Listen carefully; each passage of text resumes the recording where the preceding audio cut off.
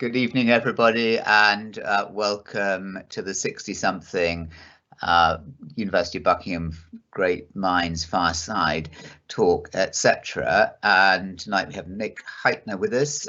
You all know who Nick Hytner is, so I'm not going to use any moments going through and explaining who he is. Let's just get straight down to it.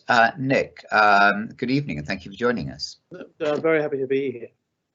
And this is one of the rare pre-recorded ones, so I'm afraid to say we can't ask questions on this, but I'm going to try and anticipate your questions, if that's not presumptuous, which I'll be putting to Nick throughout. Can we just begin by talking about the room that you're in, Nick? Because one of the features of being able to talk to people online is you can see where they are. Where are you, Nick? I'm at the office in my house, so this is where I work from when I'm at home. I'm going to be honest with you. I'm going to be totally honest with you. Yeah, I love working in this office, but generally what I do in this office is work on scripts and do all the stuff that doesn't take much talking. In normal times, I'd prefer to be in a theatre foyer talking to you, but hey, look, we're pre-recorded. It's 10 o'clock on a Monday morning. I'm still in my office. And well, it's nice to see the room that you're in. Anything particularly significant about any of the images behind you? No, not really. There's not really. They're just stuff I've collected over the years. There are a few pigs. There's I'm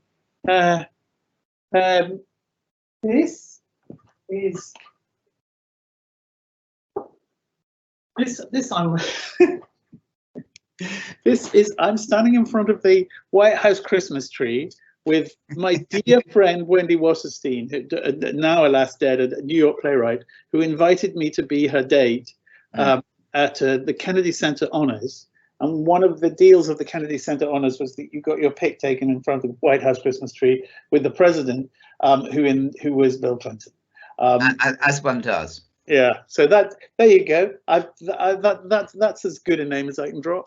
Okay, it's going to be downhill from there on.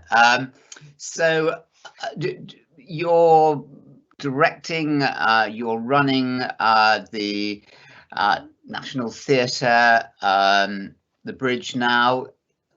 How do you balance your own desire to direct to managing a huge company?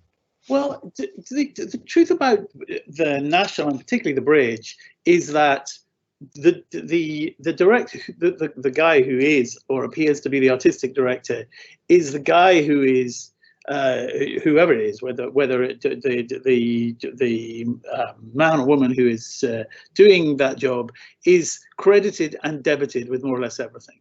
That's the deal. So if it's going well, you're credited with all sorts of stuff, which honestly you barely have anything to do with. The construction of the bridge, the conception of the bridge, the fact that at the moment the Bridge is one of the very few theatres open in London.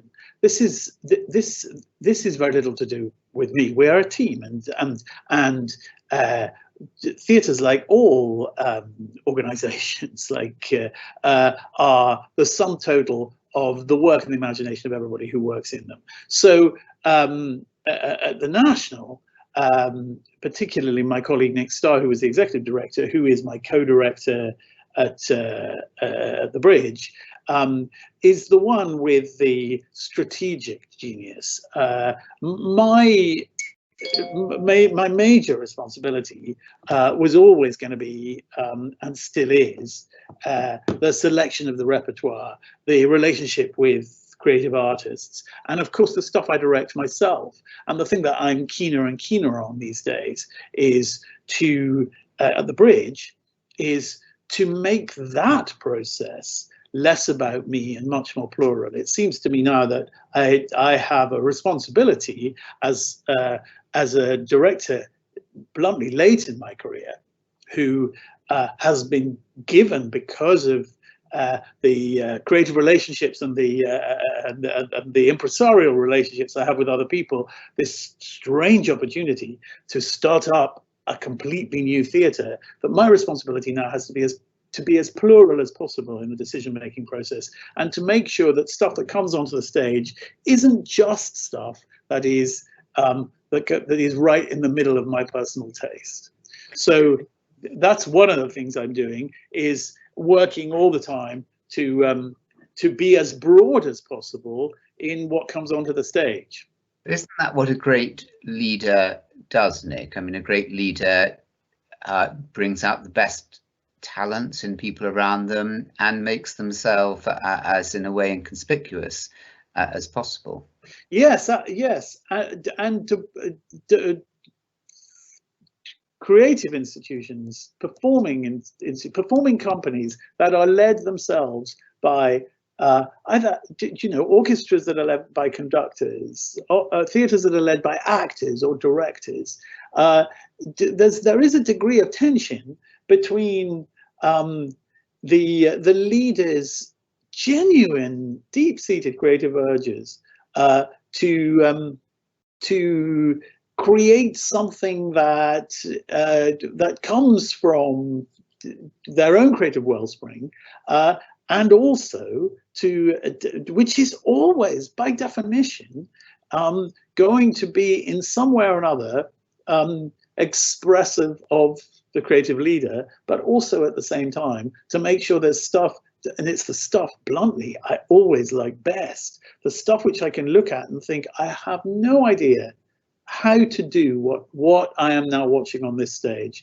This is so alien to the kind of things that I can do, but my God, I can tell it's good. That's kind of my favorite stuff.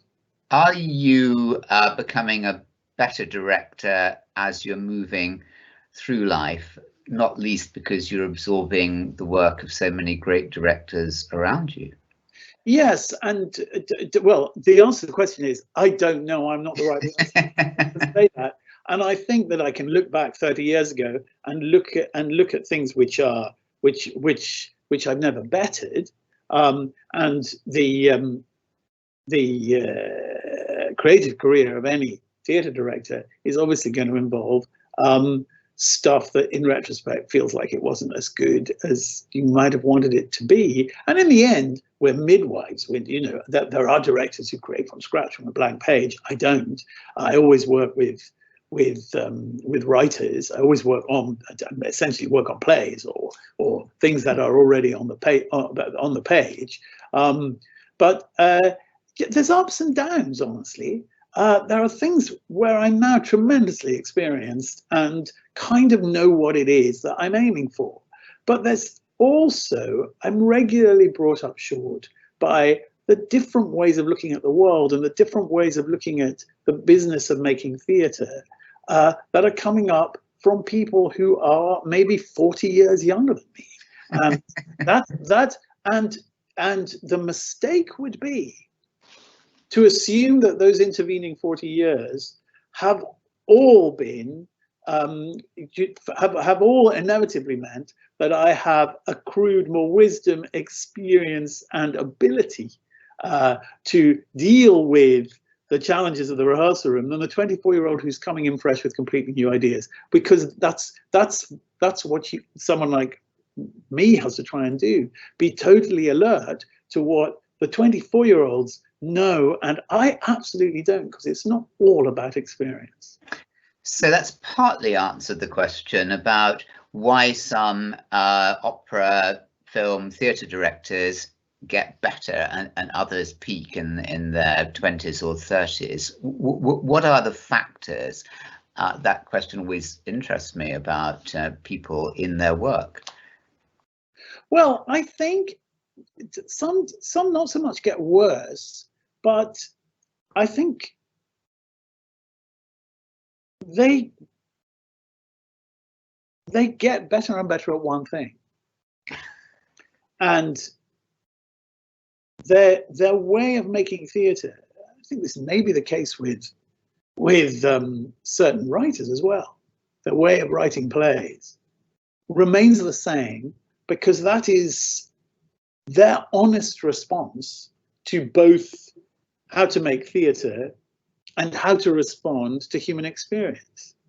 I think the public sometimes moves on, and the public's very fickle, and the public wants the next new thing, and it doesn't know what the next new thing is going to be. There's by the way, a huge fallacy in the notion that you can make successful theatre, you can make popular theatre by giving the public what they want, because the public wants what it's shown, I think this is the case in all the arts. The public doesn't know what it wants next until it's shown. I think what the public doesn't necessarily want is not even just a replica, but even a deepening, a further exploration of what it saw last year. Sometimes it does, sometimes it doesn't. So I can think of great theatre directors, great writers, who go on with ever-increasing intensity and ever-increasing expertise, responding in the same way to the theatre and to life. And their work doesn't get worse. It's just that fashion passes it by, and fashion is not just to be sneered at. Fashion, if you like, is the public response to the new thing, the new way of making theatre, the new way of looking at life that it just got shown, which it discovers is because new, more immediately exciting than what it saw last year. So I don't think it's so much that some get worse, it's that they're less interested in finding out what the new people are doing. And I hope I'm in the latter category. I think I'm in the latter category, maybe to a fault, of being really interested always in what young writers, young directors, young actors are doing and have to say. And obviously I then bring to that a whole raft of preconceptions from all the stuff I've done before. But, you know, I'll give you an example. I did a production. I've been doing Shakespeare all my directing life, and love doing it. And there are things I think I've made my mind up about, although I could be changed. I think I know how I want it said, how I like it said. I think that took me a while. I came into I started doing large scale Shakespeare in the Royal Shakespeare Company, still very dominated by the way a group of people, Cicely Berry, John Barton, before then Peter Hall, discovered how to do Shakespeare's text. That's how I learned from people like them, particularly from Cis Berry, how to bring the text to life, how to speak it. As the years have passed, I've realized gradually that there's a subtle difference between that and the way I respond to the text being spoken. I think that what I remember of the way it was done in the 80s was that it was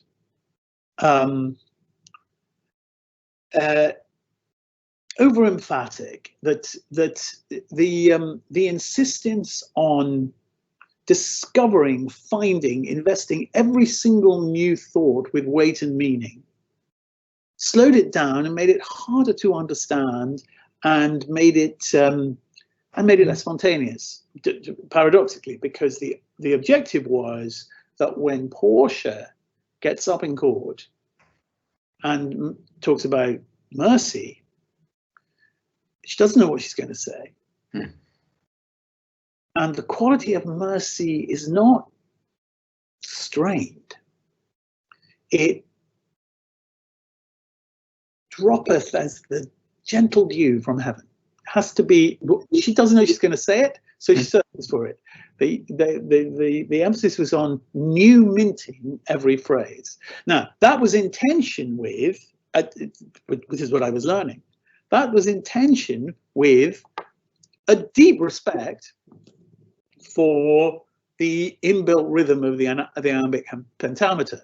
So on the one hand, there was the insistence on spontaneity and the need to new mint any image, and on the other hand was the undoubtedly seductive allure of the quality of mercy is not strained, it droppeth as the gentle rain from heaven. Now the point is, it's somewhere between those two ends of the spectrum. You have to situate the way you do this stuff towards one end or the other.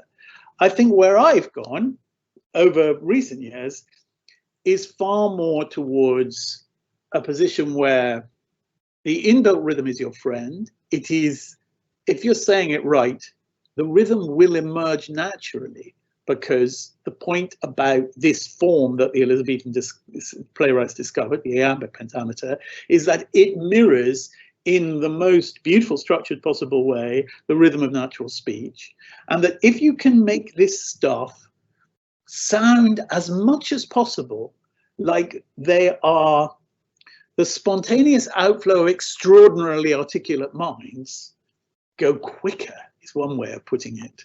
Be more natural is another very straightforward, banal way of putting it.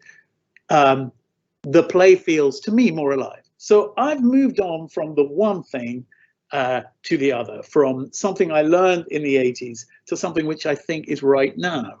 And I'm pretty clear now, and it's not hard, this, because actors come to a Shakespeare show with sometimes very experienced, sometimes less experienced. Sometimes if they're experienced, they're maybe too grandiloquent, or they're too slow and ponderous.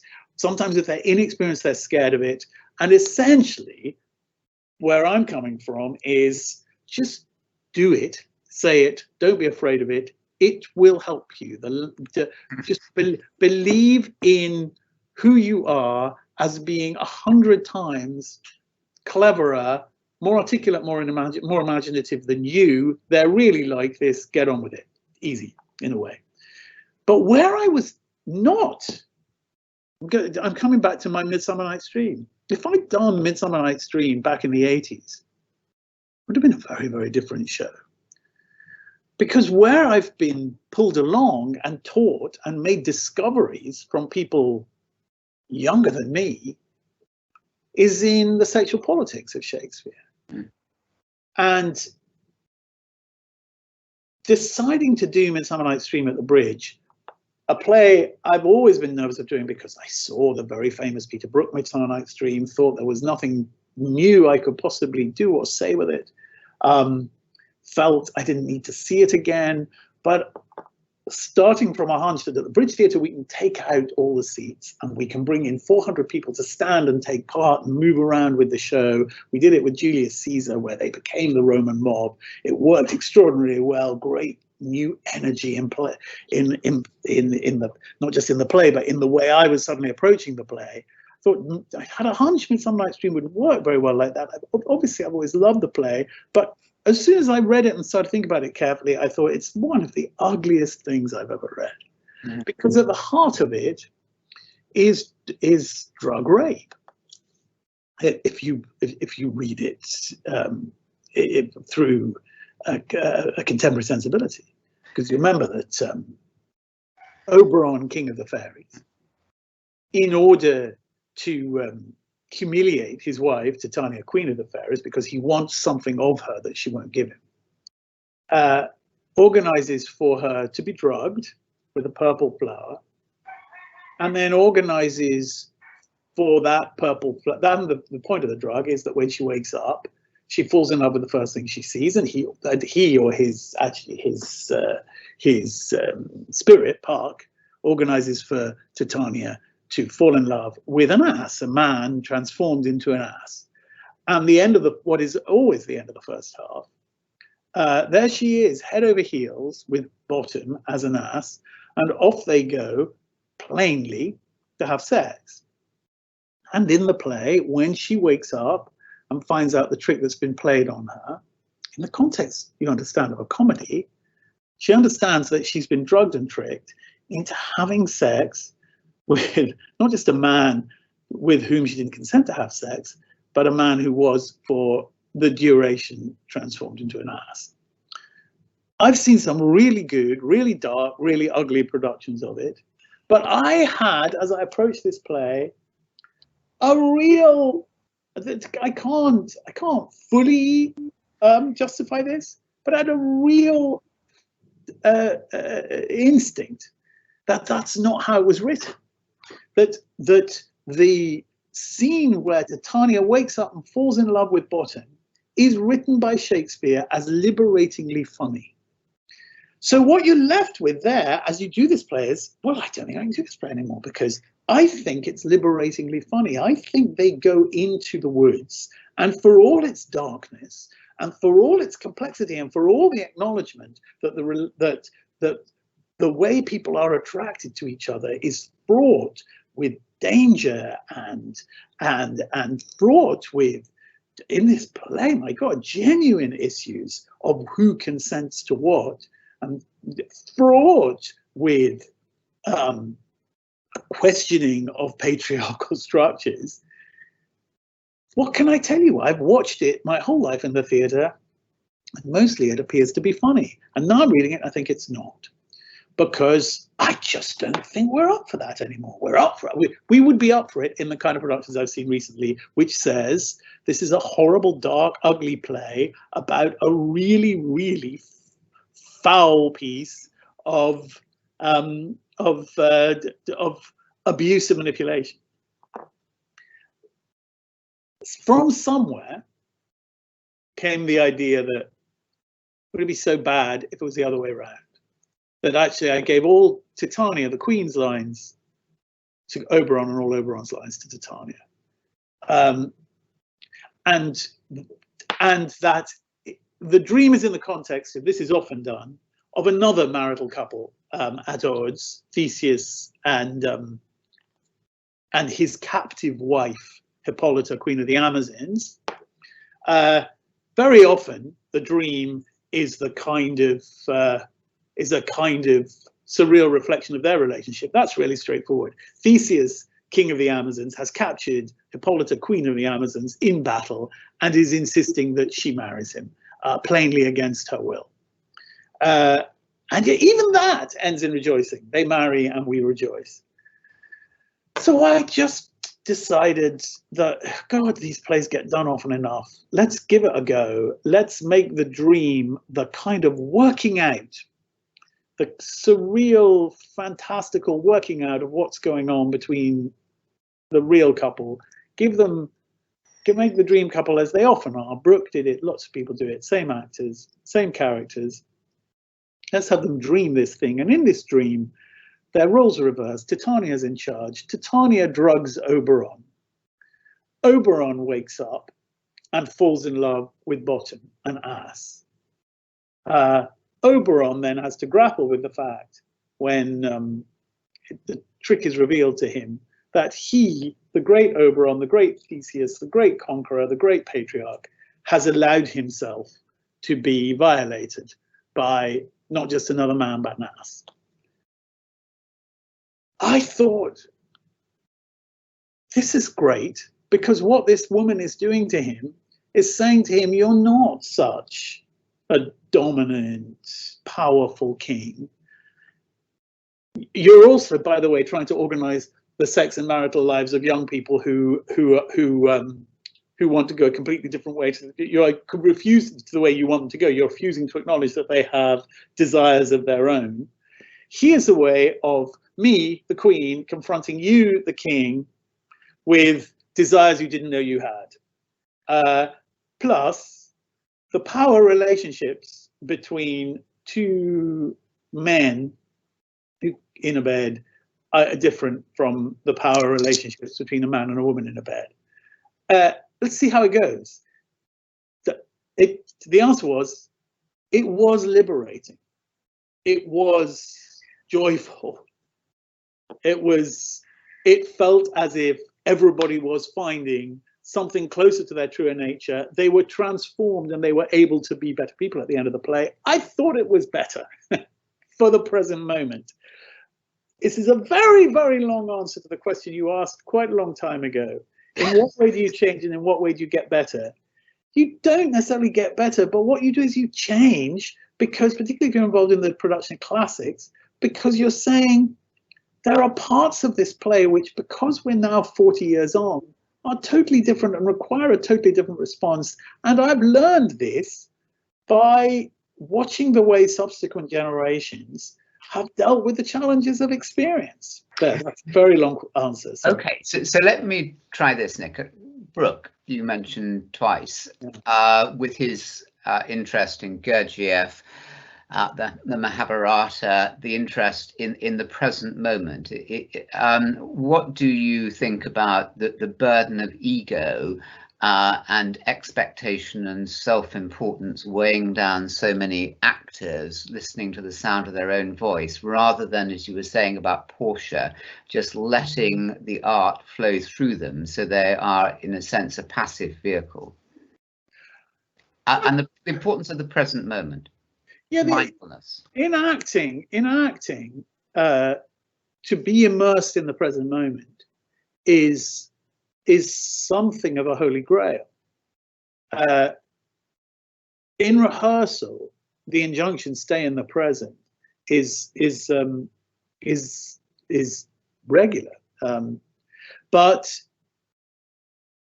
the challenge always is to stay in the present, but also, again, to be banal, to be audible, to be clear, to be comprehensible, to be communicative.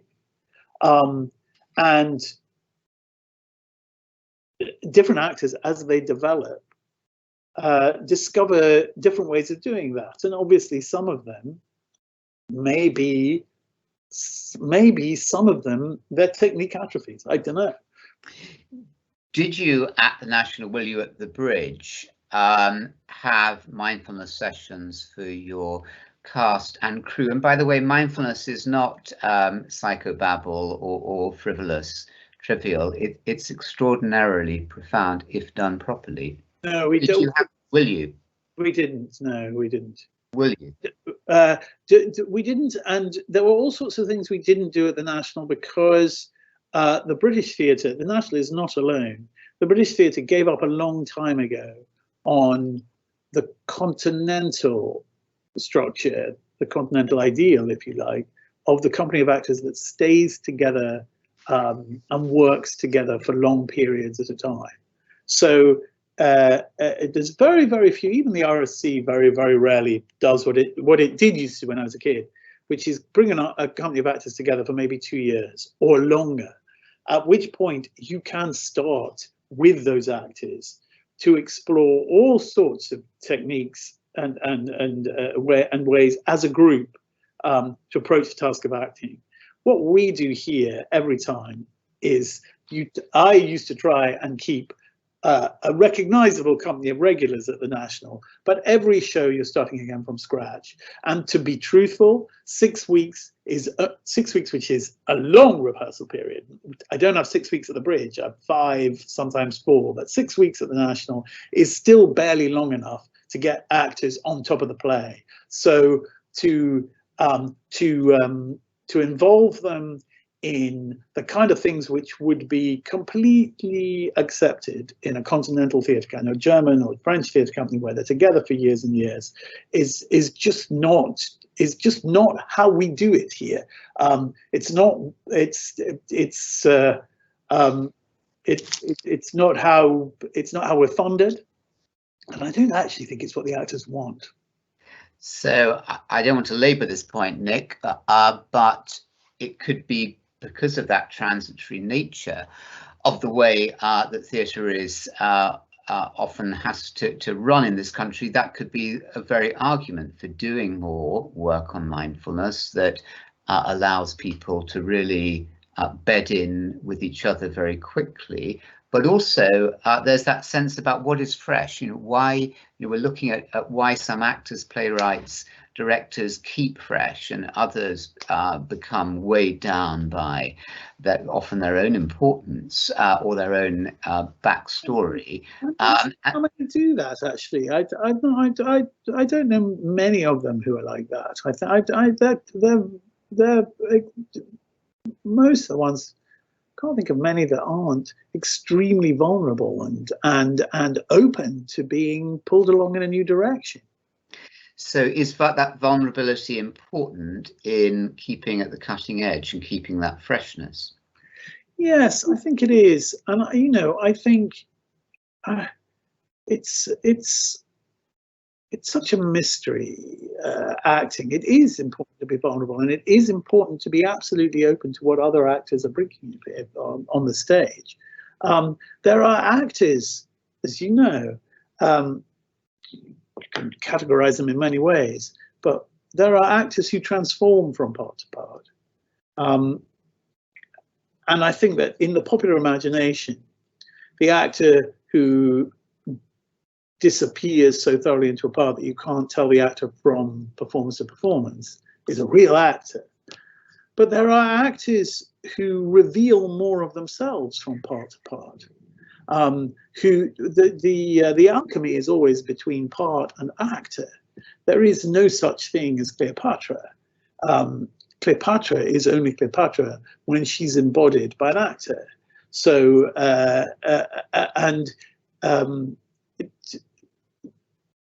I think in many ways the most striking Cleopatras are the ones who allow themselves, the most striking performances are the ones where the actor herself,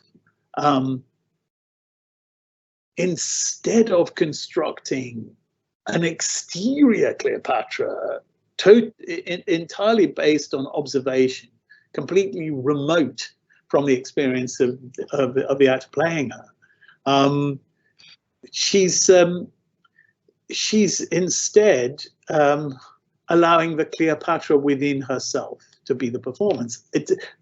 Neither approach is more legitimate than the other. As with everything, there's a tightrope you walk between the two extremes. But I think actors tend not to be out in the world on chat show sofas.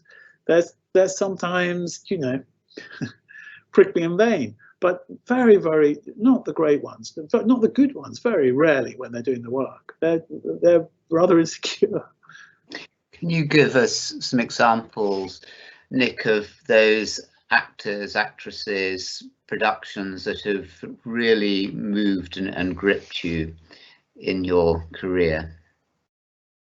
Well, there's actors I've worked with over and over who I've really, really enjoyed working with, and there are actors who I've come across more recently who have completely astonished me. I mean, if I just think, I'm going to confine myself just to the last couple of years, last 2 or 3 years.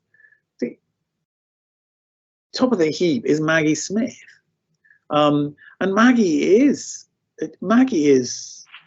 someone who, if you put her on a chat show host, she takes on a chat show sofa, she'll take no prisoners. But in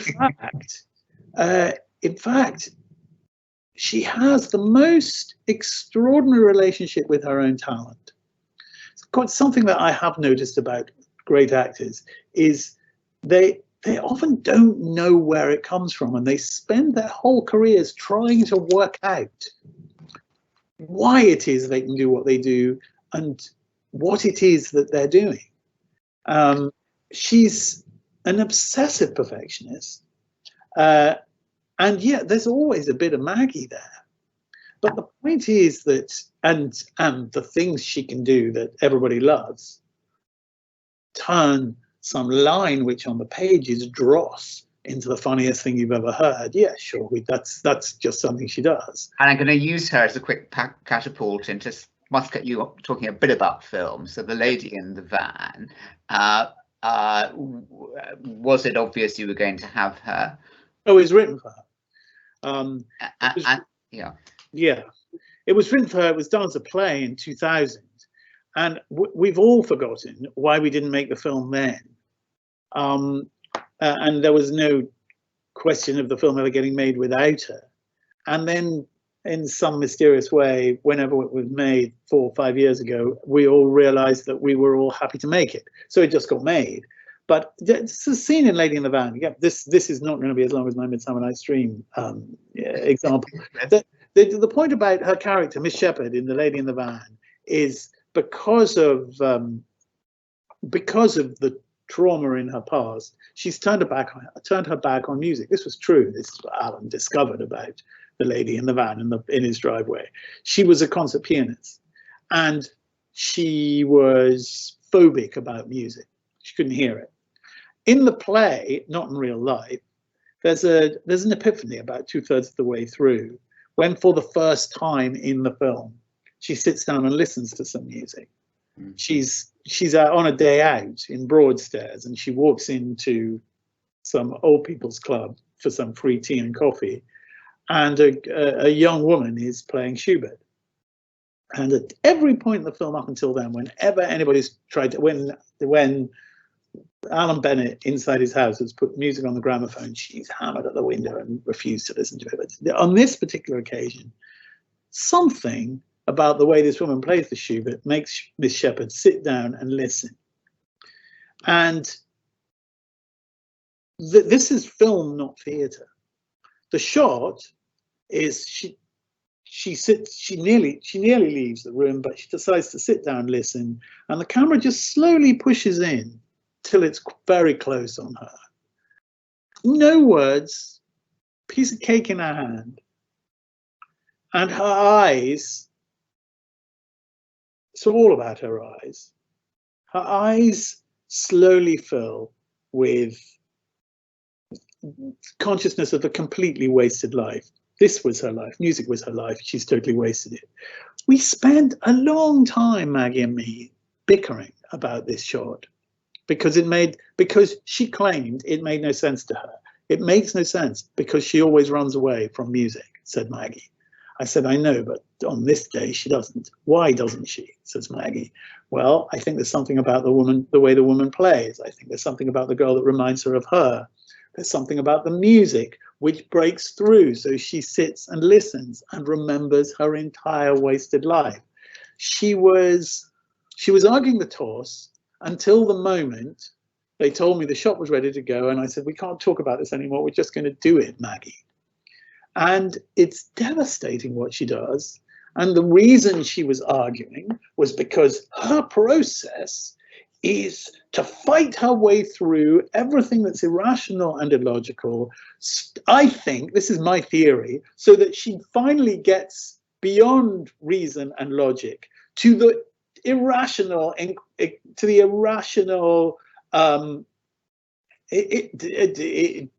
mysterious way that people really behave. It was that was her process.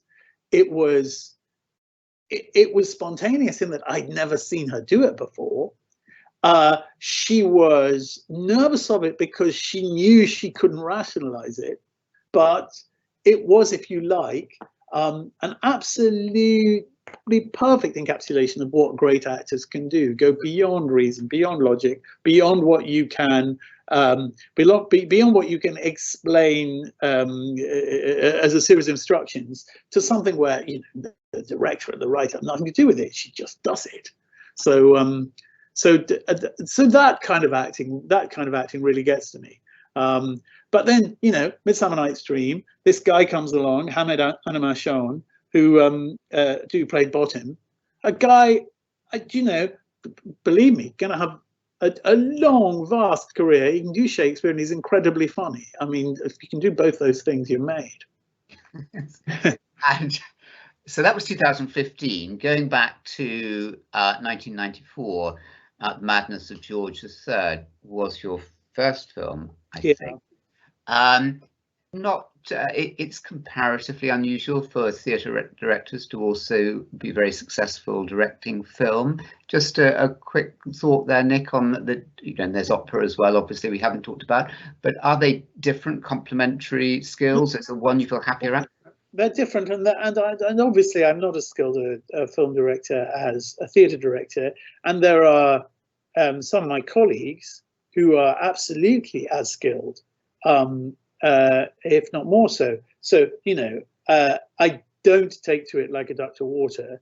the way Danny Boyle and Sam Mendes have, both of whom are theatre directors, both of whom started in the theatre. I still, just as a for instance, find myself, I don't feel fluent with a camera the way I feel fluent in a rehearsal room, although I really enjoy the struggle. But there's lots of differences. But one difference is, sorry, I need to, beg your pardon. One difference is, I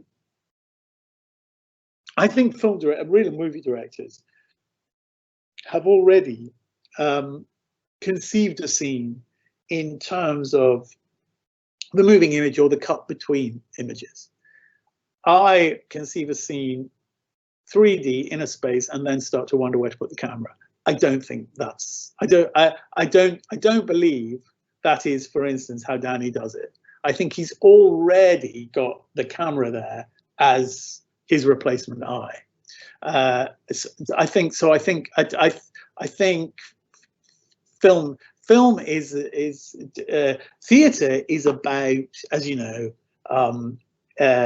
actors in a space with the audience and the best possible way of those actors communicating within that space live on the night. Film is about a series of moving images, a camera moving as in a way the chief participant in the scene, the energy that comes from cut to cut, and that is an exercise for me. It's not something that's fluent and instinctive. Has it changed you as a theatre director? I don't think so. I don't think so. I mean, nothing that I wouldn't have known otherwise. I did The Madness of King George after I'd done the play, The Madness of George III. It was tremendously exciting, and to you know, to be allowed to take the cameras 4 o'clock one Sunday morning and shoot outside St. Paul's Cathedral. But was the St. Paul's Cathedral scene, the end of The Madness of King George, more exciting than a load of the 20-odd characters that you've been seeing all night suddenly appearing once more from up the back of the grand staircase and then thundering down it at the end of The Madness of King at the end of the play? No, I think the play was probably more exciting. You know, I'm gonna be honest. A word, Nick, about programming at the National and at the Bridge. What skill that is, and how did you manage that? And how that's a mixture. That is a mix of what's pragmatically necessary. How do we fill the next? Yeah, oh my God, you know, starting May, there's a 6 months gap in the Littleton Theatre. What are we going to do? And also plays, writers, actors, directors who have got tremendous things that they're telling you about that you want to find space for. The National felt to me like it should have an extremely Catholic repertoire.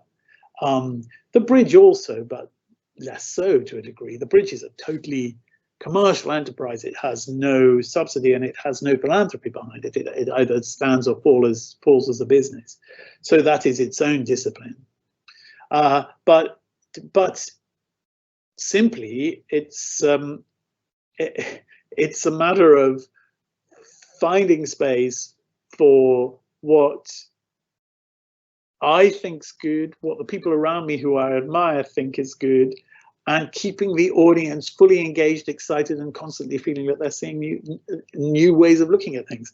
And then sometimes you have to go, oh my God, there's no comedy this summer.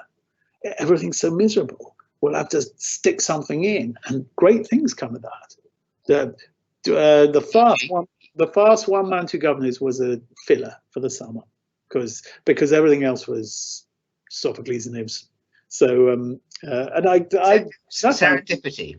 Yeah, I enjoy that. And it just came out. It just came. Could it have been something else than that? How did it could that One Man, Two Governors was literally at a planning meeting saying, my God, we've got, look at this. There isn't a laugh to be had from the beginning of March right through to the end of September. What are we going to do? The Senator Masters had come up before, and I said, what about, can we not find something with James Corden? And a guy called Sebastian Bourne said, could he do the Servant of Two Masters? Oh yeah, okay, I'll do that. This is how it happened. And has it been? I'm so sorry. I'm just going to have to yell out the window for a second. Sorry. Hello, hello, hello. I'm here. Could you see it on the doorstep? Thanks. Sorry. I want to come on, finish off, Nick, talking about the present, but just to ask about the bridge, has that financial constraint of having to make a surplus, has that been liberating or worrying or both? Well, we don't have to make a surplus. We just have to be a viable business, so that by the time we just have to make sure that at a certain point the business is more valuable than it was when it started. So in a way, it's more liberating than the National. And the National really does have to break even or make a small surplus every year. The National cannot afford to go into deficit. Neither can any of the great subsidized companies. If it feels like a reasonable business decision that this particular year we can afford to run a deficit, we would. It's made life at this particular moment quite interesting, because we have had to reopen. Otherwise, the alternative to reopening for us would have been to close down and lay everybody off, in which case we'd have been fine, because we would have been spending no money, and it would probably have been the most coldly rational thing to have done, just to close the doors, lay everybody off, and spend the money. But doing that would have meant that when we started up again, we would have had to start from scratch again and build a new team around us. And doing that also would have meant throwing out of work people we simply don't want to throw out of work. So we want to keep the team together. And we want also to bring as many of the freelance people, and freelance is it's so much bigger a pool of people than just actors. It's prop makers, it's electricians, it's stage managers, it's the front of house team. We wanted to bring them back together again. So I think the fact that we are a business with no cash reserves, we're only a 2-year-old business, no subsidy, no philanthropists, meant that our only way of getting through this was to keep open somehow, which is why we did it. Should other companies follow the bridge more? I don't think they could. I genuinely don't think they could. I think they're all making, I look around and I think they're all making the decisions that I think I would be making if I was in their position. They have the money that's going to come through. There's 1.5 billion going to come through in October.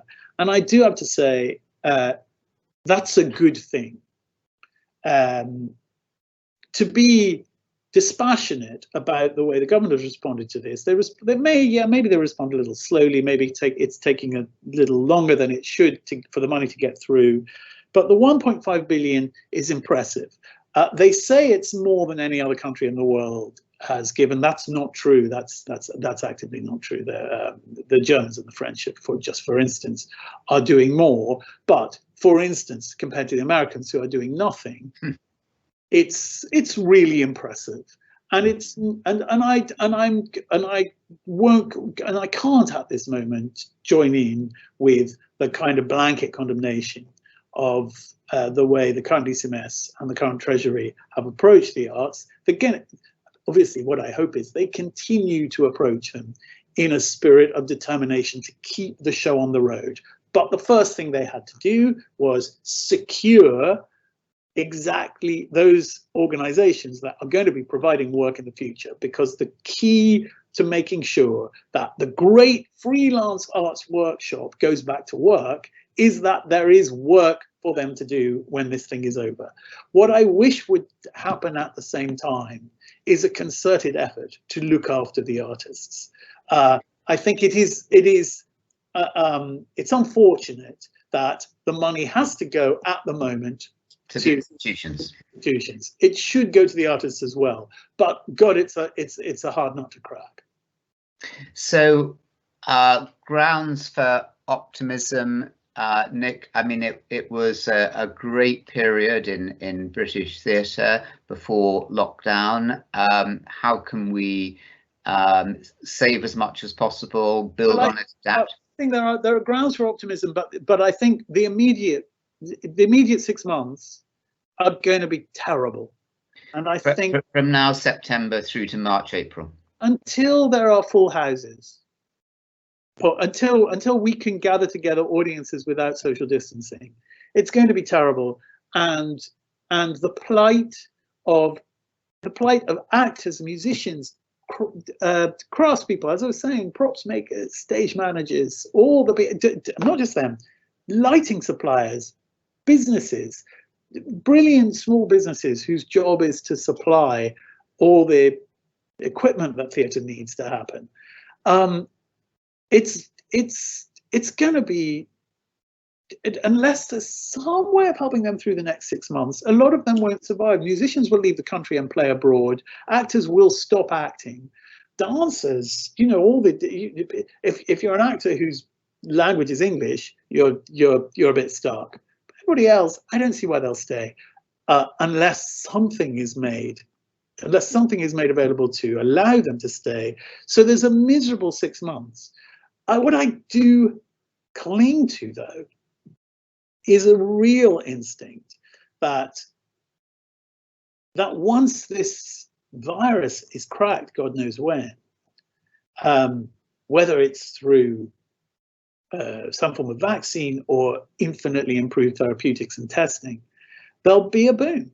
I think there will be a boom, and I think there will be such an urge to get back. We just have to hope that there are enough people who are. We're going to have to be really inventive with prices. I mean, we all know this. And if you're the Bridge Theatre, you're preparing your investors for this. We're going to have to be really inventive with prices because there'll be no shortage, I don't think, of a desperate urge to get back and be with other people watching live art. But I don't think that some of the prices that were being charged are going to be realistic in 2021 and 2022. That might give rise to all sorts of good things. So echoes of the restoration of the 1920s and that sense of liberation after a long suppression. I think the 20s might be. They didn't end very well, but I think that might be a good analogy. I hope so. Well, Trump will be history by the time that period's over. And just final word, Nick, about the importance of the arts for young people. We're a university here. I spent a long time in schools. Are we doing enough with the arts in our schools and universities in general? Is there more that can and should be done? Well, you'll know that the